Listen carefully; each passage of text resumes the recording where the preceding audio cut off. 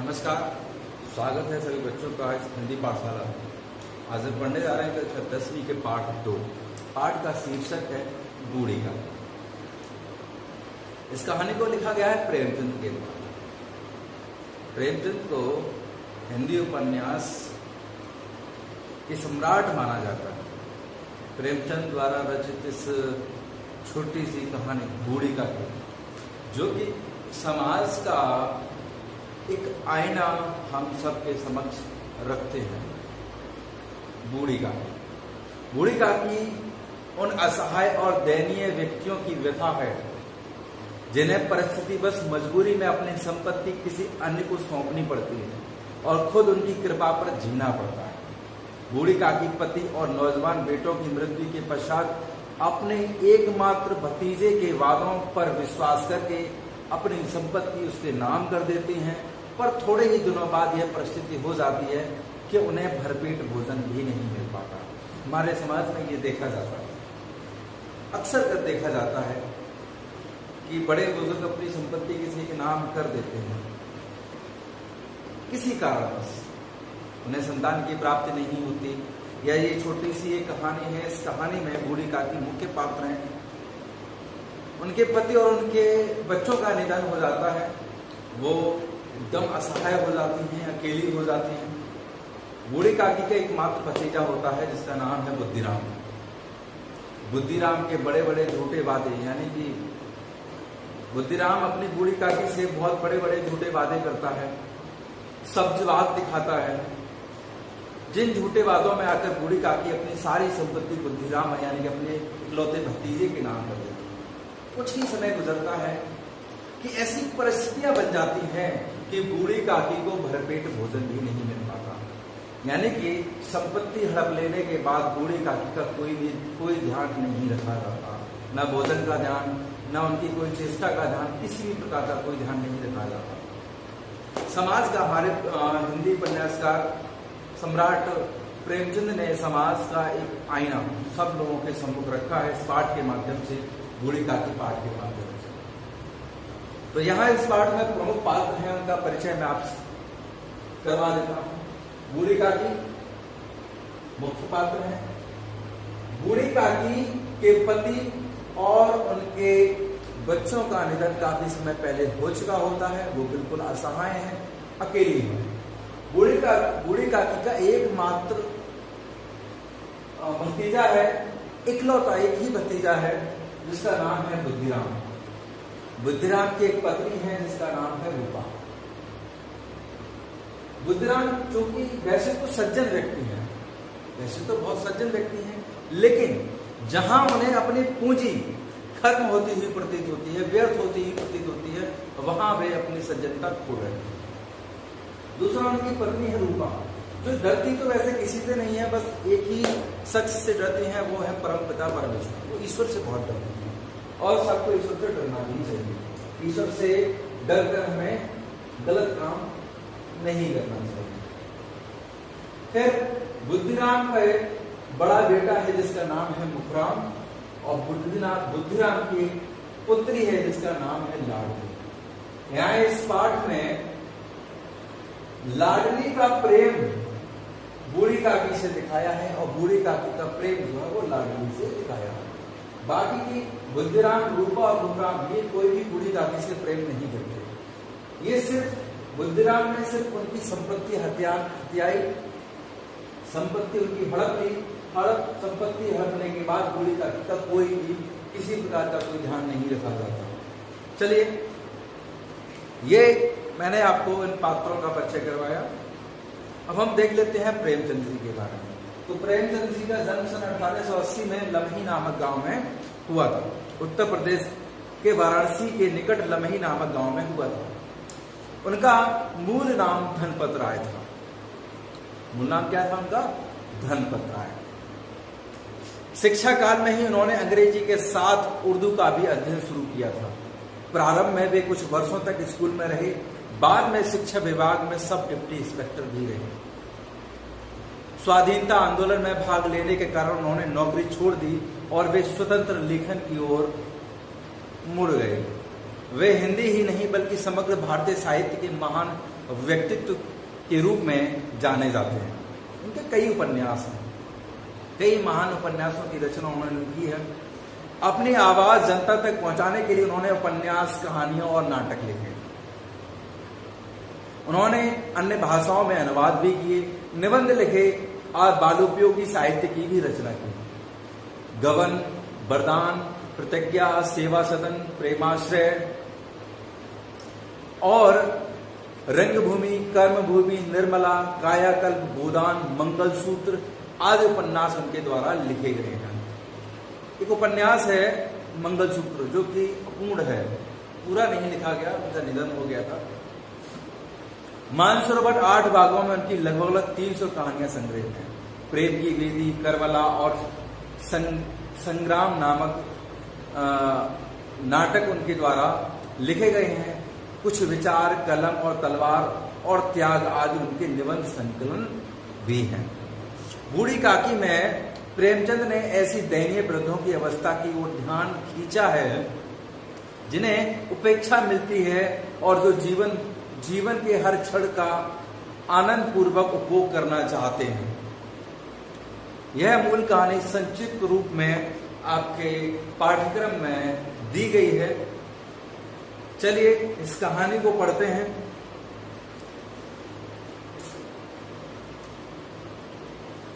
और इस कहानी को पढ़ते समय कुछ मूल और महत्वपूर्ण पंक्तियां आपको मैं बताता चलूंगा। परीक्षा की दृष्टि से कौन सी महत्वपूर्ण पंक्तियां हैं, चलिए शुरू करते हैं।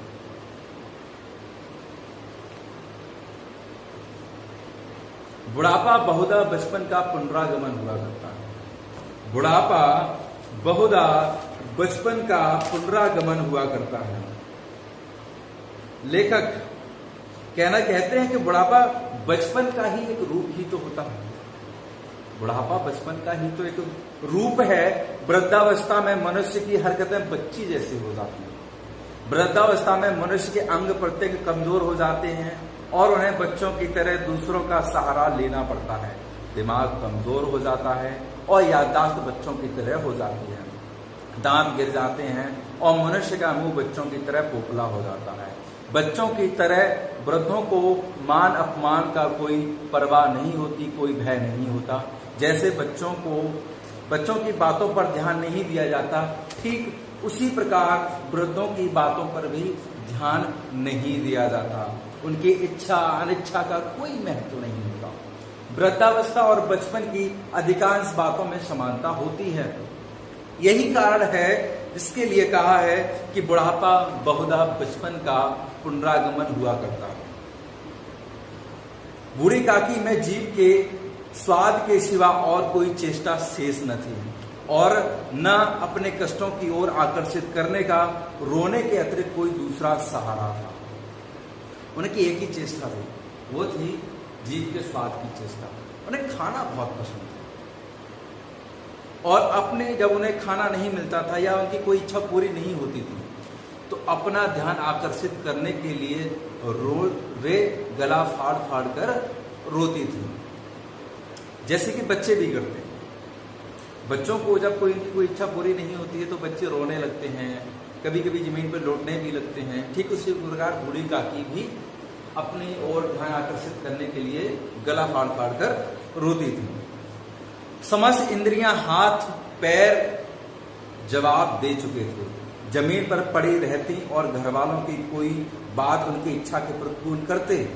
भोजन का समय टल जाता या उसकी मात्रा कम होती अथवा बाजार से कोई वस्तु आती और बूढ़ी काकी को न मिलती तो वे रोने लगती थी। उनका रोना सिसकना कोई साधारण नहीं होता था, वे गला फाड़ फाड़ कर रोते थे। उनके पति का स्वर्ग सिधारे बहुत वक्त हो चुका था।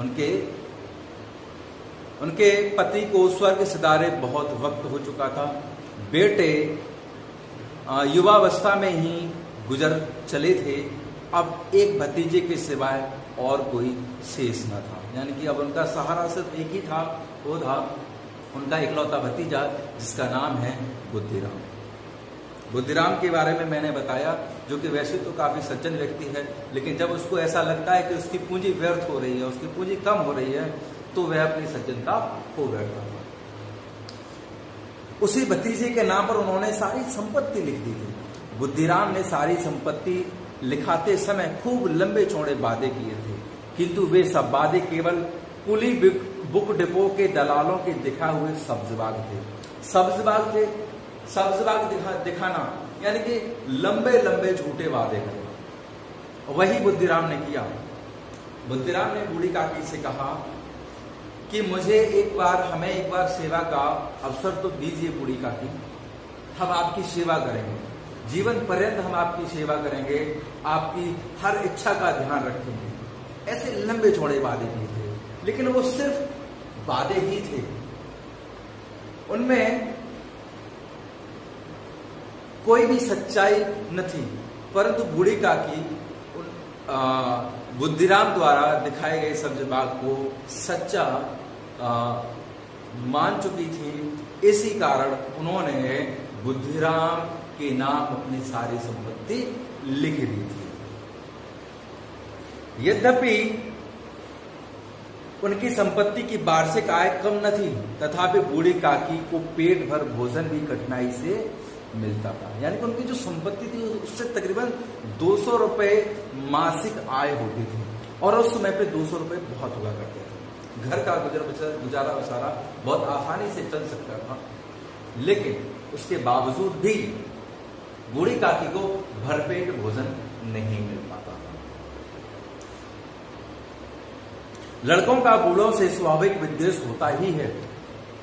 लड़कों का बूढ़ों से स्वाभाविक विद्वेष होता ही है। लड़कों और बूढ़ों के बीच पीढ़ियों का अंतर होता है। हर बात के संबंध में दोनों की सोच में, बूढ़ों की और बच्चों की सोच में बहुत अंतर होता है, और वह अंतर स्वाभाविक होता है। अधिकांश बूढ़े किसी बात को अपने ढंग से सोचते हैं और उसके बारे में अपनी धारणा भी बनी होती है। हर बात को अपने इसी पैमाने पर कसने का वो प्रयास करते हैं, जबकि नई पीढ़ी के लड़कों की सोच नए ढंग की होती है। इसलिए दोनों के विचारों में टकराव होना स्वाभाविक होता है। इसीलिए कहा गया है कि लड़कों का वृद्धों से बूढ़ों से स्वाभाविक विद्वेष होता ही है। और फिर जब माता पिता का यह रंग देखते तो बूढ़ी काकी को और सताया करते थे। जब उनके बच्चे बुद्धिराम के बच्चे जब अपने माता पिता का ऐसा अमानवीय व्यवहार बूढ़ी काकी के प्रति देखते तो बच्चे और ज्यादा उन्हें सताया करते थे। कोई चुटकी लेकर भागता, कोई उन पर पानी की कुल्ली करता। काकी चीख मार कर रोती, परंतु यह बात प्रसिद्ध थी कि वे केवल खाने के लिए ही रोती थी। अतएव उनके संताप, उनके दुख का आर्तनाद पर कोई ध्यान नहीं देता था।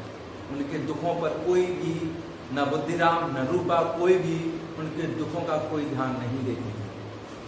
संपूर्ण परिवार में यदि काकी से किसी का अनुराग था, किसी का प्रेम था, तो वह बुद्धिराम की इकलौती पुत्री जिसका नाम है लाडली। बूढ़ी काकी का लाडली से अत्यंत प्रेम है, तो वह बुद्धिराम की छोटी लड़की जिसका नाम है लाडली। लाडली अपने दोनों भाइयों के डर से अपने हिस्से की मिठाई या चबेना बूढ़ी काकी के पास बैठकर खाया करती थी। यही उसका रक्षागार था, और यद्यपि काकी की सड़ उसकी लोलुपता, उसके लालच के कारण महंगी पड़ती थी। महंगी क्यों पड़ती थी? लाडली को उसके माँ बाप कुछ खाने के लिए देते थे, जैसे मिठाई, चबेना, ये सब देते थे, तो भाइयों के डर की वजह से कि भाई उसके छीनकर खा न लें, उसके भाई अक्सर ये किया करते थे कि वो अपना लाडली के जितने भी भाई हैं, लाडली के 2 भाई हैं, दोनों अपनी सामग्री को जल्दी जल्दी खा लेते थे और उसके बाद लाडली से वो छीन लिया करते थे। लाडली के हिस्से के चने, मिठाइयां या जो कुछ भी बाजार से आता था वो सब छीन के खा लेते थे। अपने भाइयों से बचने के लिए लाडली किसकी शरण में जाती थी? लाडली जाती थी बूढ़ी काकी की शरण में, क्योंकि उसका ये लालच थोड़ा महंगा पड़ता था, लेकिन उसे संतुष्टि थी। बूढ़ी काकी थोड़ा बहुत लाडली के हिस्से का चवेना या फिर मिठाई खा लेती थी, लेकिन फिर भी वह अपने भाइयों की अपेक्षा कम ही खा पाती थी, जिसके कारण वह कम से कम अपने आप को सुरक्षित महसूस करती थी। तथापि भाइयों के अन्याय की तुलना में बूढ़ी काकी का साथ उसे बहुत ज्यादा सुलभ लगता था। इसी स्वार्थानुकूलता ने उन दोनों में सहानुभूति का आरोपण कर दिया। किन दोनों में सहानुभूति जागी? लाडली में और बूढ़ी काकी में सहानुभूति जाग चुकी थी। उसका कारण क्या था? बुद्धिराम के लड़कों के द्वारा लाडली को सताया जाना और बूढ़ी काकी को सताया जाना। इन दोनों कारणों ने लाडली और बूढ़ी काकी में सहानुभूति का आरोपण कर दिया था। रात का समय था। बुद्धिराम के द्वार पर शहनाई बज रही थी और गांव के बच्चों का झुंड विस्मयपूर्ण नेत्रों से गाने का रसास्वाद कर रहा था। आज बुद्धिराम के बड़े लड़के मुखराम का तिलक आया है। यह उसी का उत्सव है। घर के भीतर स्त्रियां गा रही थी और रूपा मेहमानों के लिए भोजन के प्रबंध में व्यस्त थी। भट्टियों पर कढ़ा चढ़े हुए थे। एक में पूड़ियां कचौड़ियां निकल रही थी और एक पतीली में मसालेदार सब्जी पक रही थी। घी और मसालों की सुगंध चारों ओर फैली हुई थी। बूढ़ी काकी अपनी कोठरी में बैठी हुई थी। यह सुगंध उन्हें बहुत बेचैन कर रही थी। वे मन ही मन सोच रही थी कि इतनी देर हो गई, कोई भोजन लेकर नहीं आया। मालूम होता है सब लोग भोजन कर चुके हैं। यह सोचकर उन्हें रोना आया, परंतु अपशगुन के डर से वे रो न सके। बूढ़ी काकी की कल्पना में पूड़ियों की तस्वीर नाचने लगी। यहां से प्रश्न बनता है, बूढ़ी काकी की कल्पनाओं ने कैसी तस्वीर, पूड़ियों की कैसी तस्वीर नाचने लगी? बताते हैं। खूब लाल लाल फूली फूली नरम नरम पूड़ियां, कचौड़ियों में अजवाइन और इलायची की महक आ रही थी।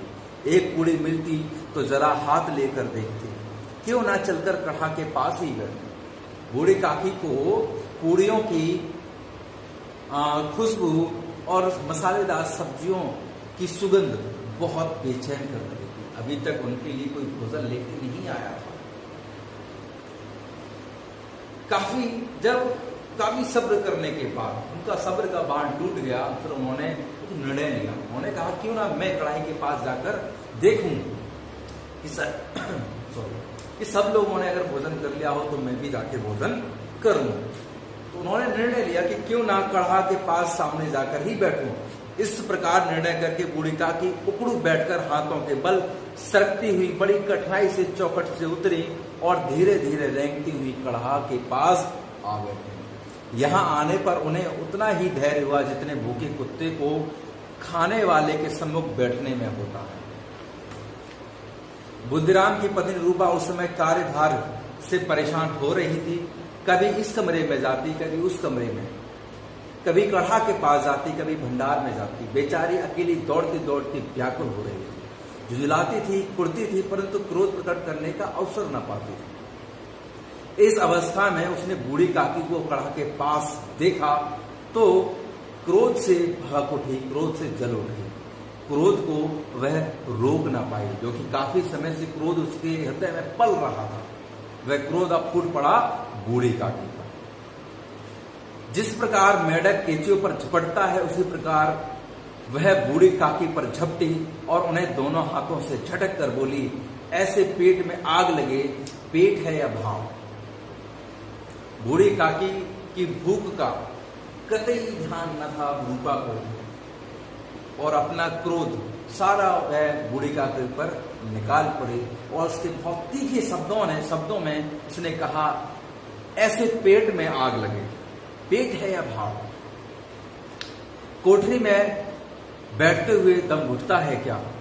अभी मेहमानों ने नहीं खाया, भगवान को भोग भी नहीं लगा है, तब तक धैर्य ना हो सका क्या? बूढ़ी काकी को ये चिल्लाती है। बूढ़ी काकी ने सिर उठाया, न रोई न कुछ बोली, चुपचाप रेंगती हुई अपनी कोठरी में चली गई। भोजन तैयार हो गया है। आंगन में पत्तलें पड़ी हैं, मेहमान खाने लगे। बूढ़ी काकी अपनी कोठरी में जाकर पश्चाताप कर रही थी कि वह कढ़ाई के पास क्यों चली गई। उन्हें रूपा पर क्रोध कतई न था, आंगन कतई न था। उन्हें क्रोध किस बात का था, उन्हें दुख किस बात का था। रूपा ने इतने कड़वे शब्द कहे थे, उन्हें इस बात का कोई दुख नहीं था। उन्हें सिर्फ पश्चाताप था इस बात का कि वे क्यों कढ़ाई के पास जा बैठे, वे अपनी कोठरी से बाहर क्यों निकले। इस बात का उन्हें बहुत पश्चाताप था, बहुत दुख था।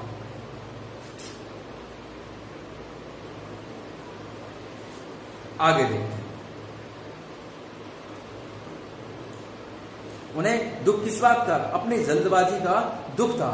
सच ही तो है, जब तक मेहमान लोग भोजन न कर लेंगे घर वाले कैसे भोजन मिलेंगे, घर वाले कैसे भोजन कर सकते हैं।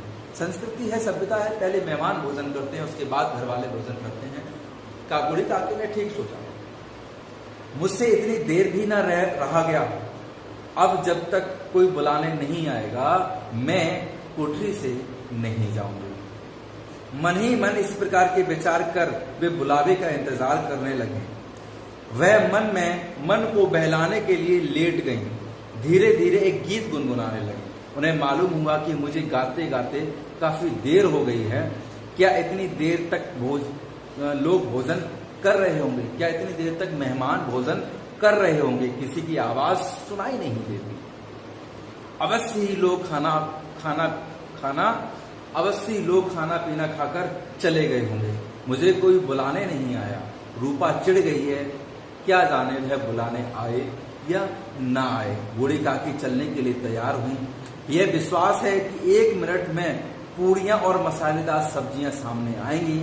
उनकी स्वादेंद्रियां गुदगुदाने लगी। उन्होंने मन में तरह तरह के मंसूबे बांधे। पहले सब्जी से पूड़ियां खाऊंगी, फिर दही और शक्कर से कचौड़ियां रायते के साथ मसालेदार मालूम होंगी। चाहे कोई बुरा माने चाहे भला, मैं तो मांग मांग कर खाऊंगी। यही ना लोग कहेंगे कि इन्हें विचार नहीं। क्या करें, इतने दिन के बाद पूड़ियां मिल रही हैं तो मुंह झूठा करके थोड़े ही उठ जाऊंगी। ये सब बूढ़ी काकी सोच रही थी। वह उकड़ू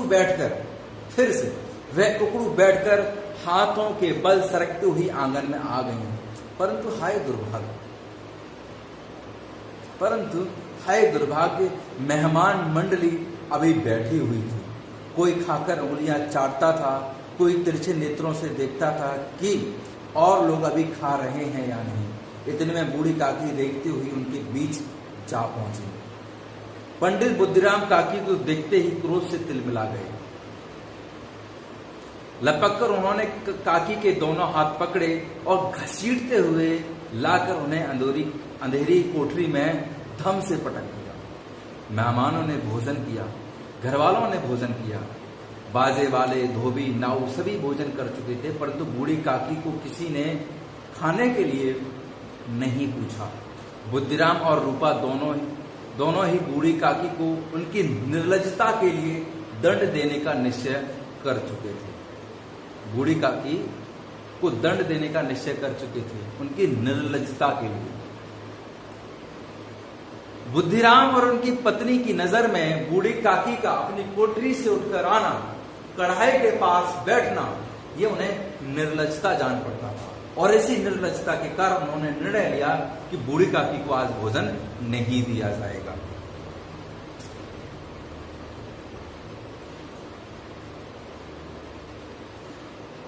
उनके बुढ़ापे पर, दीनता पर किसी को कोई करुणा, कोई दया नहीं आई। अकेली लाडली उनके लिए परेशान हो रही थी। लाडली को काकी से अत्यंत प्रेम था।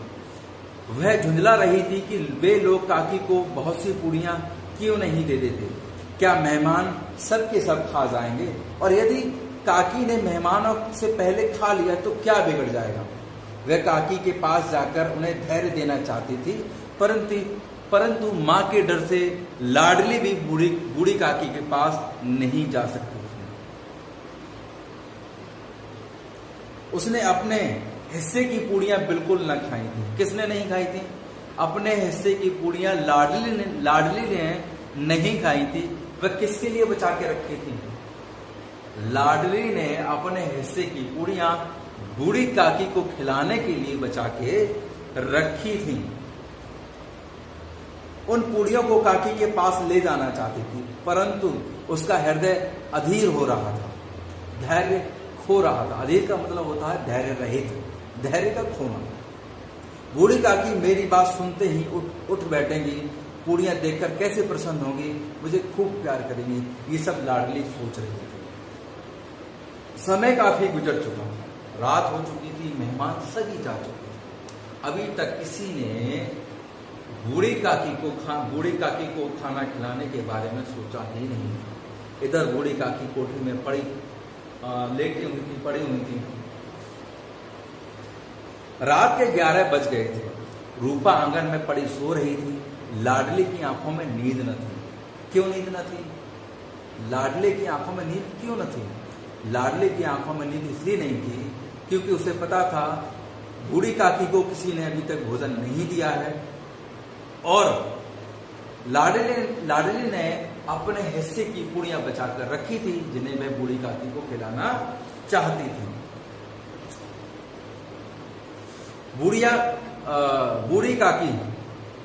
बूढ़ी काकी को पूड़ियां खिलाने की खुशी लाडली को सोने नहीं दे रही थी। जब विश्वास हो गया कि अम्मा सो रही है तो वह चुपके से उठी और बूढ़ी काकी की कोठरी की ओर चल पड़ी। बूढ़ी काकी को केवल इतना याद था कि किसी ने मेरे हाथ पकड़कर घसीटे और फिर ऐसा मालूम हुआ कि जैसे कोई पहाड़ पर उठाए लिए जाता है।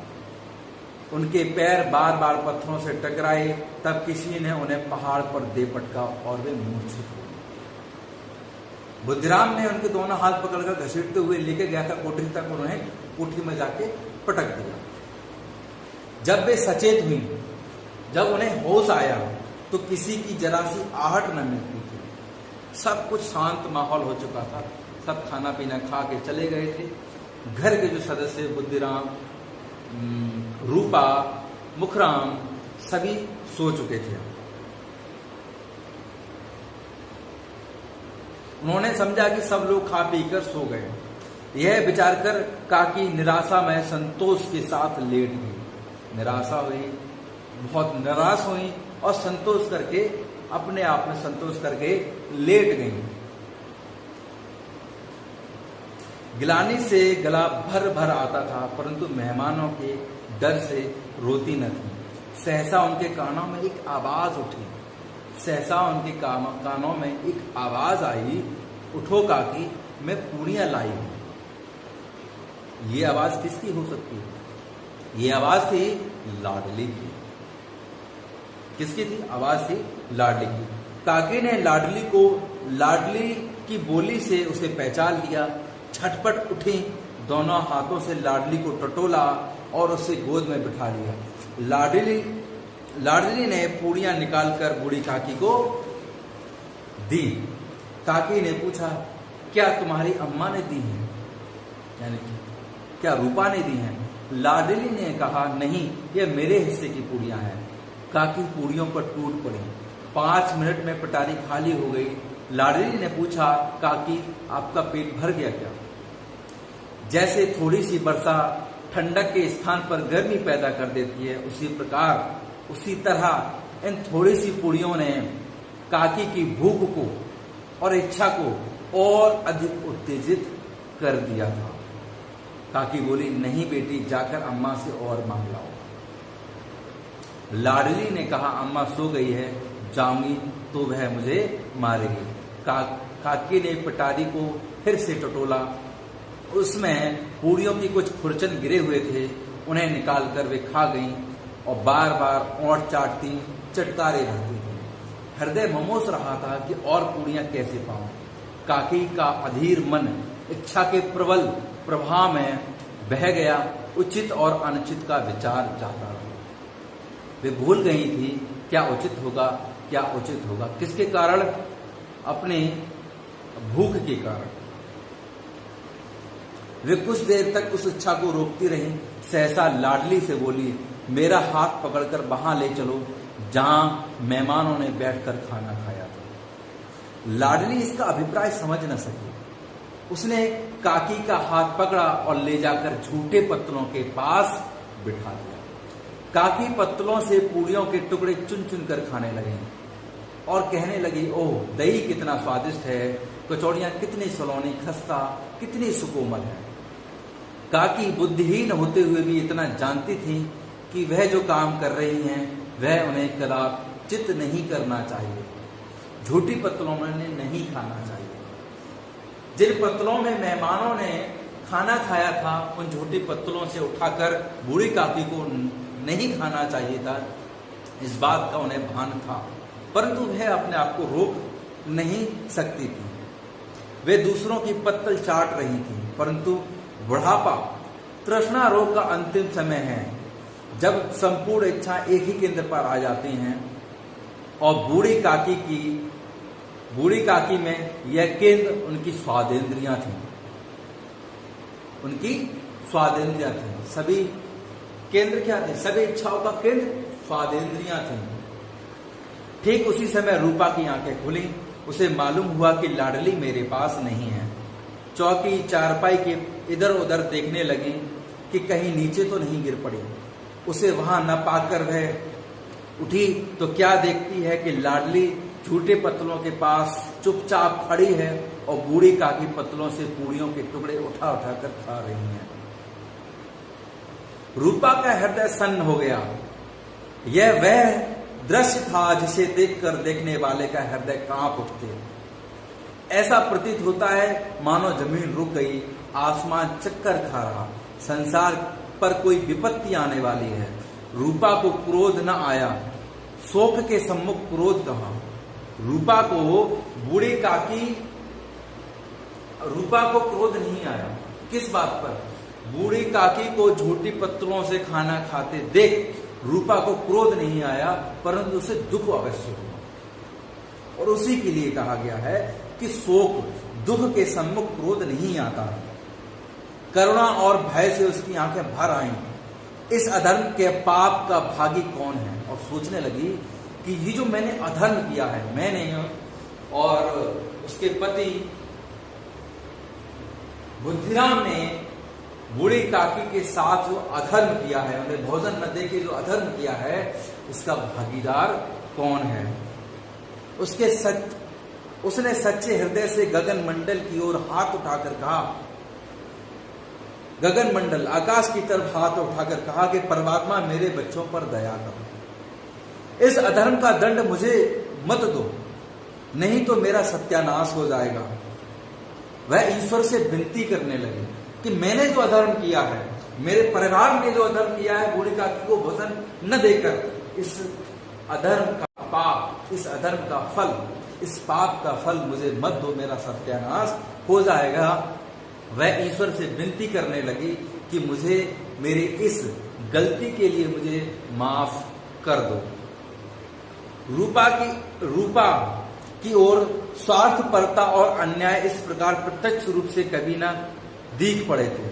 वह सोचने लगी, हाय कितनी निर्दय हूं मैं, हाय कितनी निर्दयी हूं मैं, जिसकी संपत्ति से मुझे 200 रुपए वार्षिक आय हो रही है, उसकी यह दुर्गति, और मेरे कारण, हे दयामय भगवान, मुझसे बहुत बड़ी गलती हो गई है, मुझे क्षमा कर दें।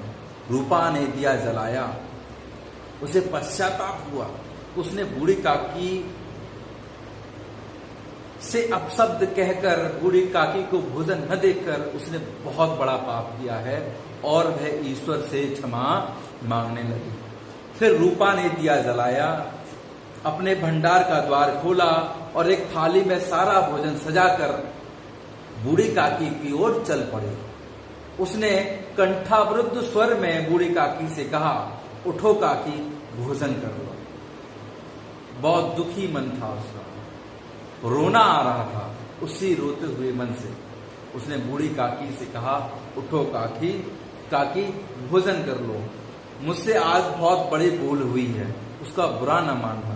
परमात्मा से प्रार्थना कर दो कि वह मेरा अपराध क्षमा कर दे। ये सत्य है। आप जिसके साथ अन्याय करते हैं, आप जिसके साथ अन्याय करते हैं आपको उससे क्षमा मांगनी चाहिए, ना कि ईश्वर से। जिसके साथ आपने अन्याय किया, अगर उसने आपको माफ कर दिया तो परमात्मा स्वयं आपको माफ कर देंगे। तो इसीलिए रूपा बूढ़ी काकी से कहती हैं कि परमात्मा से प्रार्थना कर दो कि वह मेरा यह अपराध क्षमा कर दें। भोले भाले बच्चों की भांति, इस प्रकार भोले भाले बच्चों को आप डांट दीजिए, फटकार दीजिए, वह रोएंगे, चिल्लाएंगे। जैसे ही आप उन्हें खाने के लिए कोई चीज दे देंगे, बच्चे तुरंत चुप हो जाएंगे, बच्चे तुरंत चुप हो जाते हैं। तो उसी तरह भोले भाले बच्चों की भांति जो मिठाइयां पाकर मार और तिरस्कार सब भूल जाते हैं, बूढ़ी काकी सब भुला बैठी हुई खाना खा रही थी। उसने एक एक रोए से सच्ची सदिच्छाएं निकल रही थी और रूपा बैठी इस स्वर्गीय दृश्य का आनंद लेने में निमग्न थी। सदिच्छाएं कैसे निकल रही थी? जब रूपा ने बूढ़ी काकी को थाली में भोजन सजाकर बूढ़ी काकी को खाने के लिए दिया, तो बूढ़ी काकी खाना खा रही थी और उनके हृदय के उनके रोम रोम से रूपा के लिए, उसके परिवार के लिए शुभकामनाएं निकल रही थी और इस स्वर्गीय दृश्य को देखने में रूपा निमग्न थी। रूपा इस दृश्य का आनंद ले रही थी। यहाँ मुंशी प्रेमचंद जी की छोटी सी कहानी यहाँ समाप्त होती है। यहाँ इस पाठ में हमने देखा मुंशी प्रेमचंद जी ने समाज का एक आईना हमारे सम्मुख प्रस्तुत किया। उन्होंने दिखाया कि कैसे लोग लालच में, लोभ में दूसरों की संपत्ति हड़प लेते हैं और कुछ समय पश्चात वह उस व्यक्ति का कोई खास ध्यान नहीं रखते जिसकी वह संपत्ति। यहां संपत्ति बूढ़ी काकी की, जिसकी उन्हें वार्षिक आय 200 रुपए होती थी, काफी बड़ी संपत्ति थी, खर्चा उनका आसानी से चल रहा था। परंतु क्या हुआ, बुद्धिराम और उसकी पत्नी रूपा और उसके दोनों पुत्र, दोनों ही काकी को बहुत सताया करते, भोजन नहीं मिलता था। और अंत में जब यह दृश्य आपने देखा कि बूढ़ी काकी झोटी पत्तलों के पास बैठकर खाना खा रही थी, रूपा ने जब यह दृश्य देखा तो अपने आप को बहुत कोसने लगी। उसे बहुत दुख हुआ कि मैंने बूढ़ी काकी के साथ अन्याय किया है, बहुत बड़ा पाप किया है। अंत में बूढ़ी काकी को वह भोजन कराते हैं और बूढ़ी काकी से क्षमा भी मांगते हैं। तो यहाँ हमें सीखने वाली इस पाठ से, इस छोटी सी कहानी से हमें ये सीख लेना चाहिए कि हमें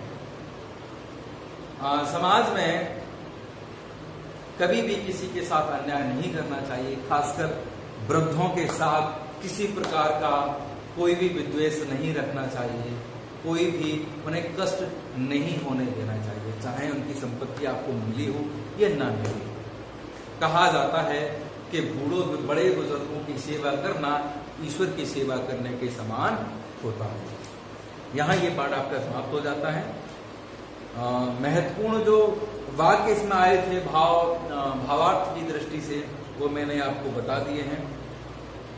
सभी बच्चे इनके क्लिष्ट शब्दों को याद कर लेंगे, ये आपका होमवर्क है, गृह कार्य है। इनके सभी प्रश्नों के उत्तर आप लिख लेंगे। बीच बीच में मैंने आपको प्रश्न भी बताए हैं, उनके उत्तर भी मैंने बताए हैं।